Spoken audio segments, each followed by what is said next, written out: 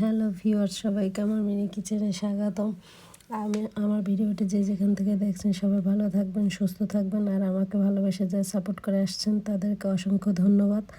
আমি মূলত আমার মিনি কিচেনে ছোট ছোট ভিডিও বানিয়ে আপনাদেরকে এন্টারটেইন করার চেষ্টা করি এবং আমিও উপভোগ করি। আর আজকে আমি আমার মিনি কিচেনে একটা বড় চ্যালেঞ্জ নিয়ে এসেছি, সেটা হচ্ছে মাছ পাতুরি করা।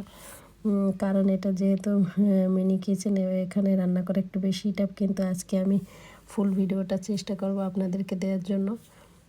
আর তার জন্য আমি মার্কেটে গিয়ে দুটো মাছ নিয়ে এসেছি আমার মিনি কিচেনের জন্য, যেটা পারফেক্ট আমার কাছে মনে হয়েছে।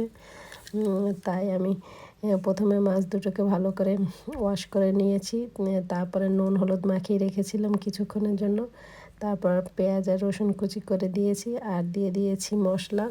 তার মধ্যে ছিল হলুদ গুঁড়ো, জিরা গুঁড়ো, আর ছিল সামান্য পরিমাণ শুকনো মরিচ আর লবণ, আর দিয়ে দিয়েছি সামান্য পরিমাণ তেল। এগুলো দিয়ে ভালো করে এটাকে কিছুক্ষণ মেখে রেখে দিয়েছিলাম। তারপর প্যানে একটু তেল গরম হয়েছে পর তারপর দিয়ে দিয়েছিলাম গোটা জিরে। তারপরে মাছটাকে পাতুরি করার জন্য প্রথমে দিয়ে একটু ভেজে নিয়েছি। ভেজে নেওয়ার পর যখন দেখেছি একটু মোটামুটি এপাশ ওপাশ হয়ে গেছে, তারপরে একটু জল দিয়ে দিয়েছি। জল দেওয়ার পর এখন একটু ঢেকে দিলাম।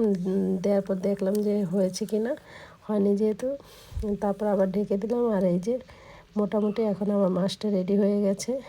যেহেতু পাতুরি করেছি তাই একটু ঝোল রাখিনি। আর এই যে আমার মাছটা ফাইনালি দেখো, দেখতে কি সুন্দর হয়েছে।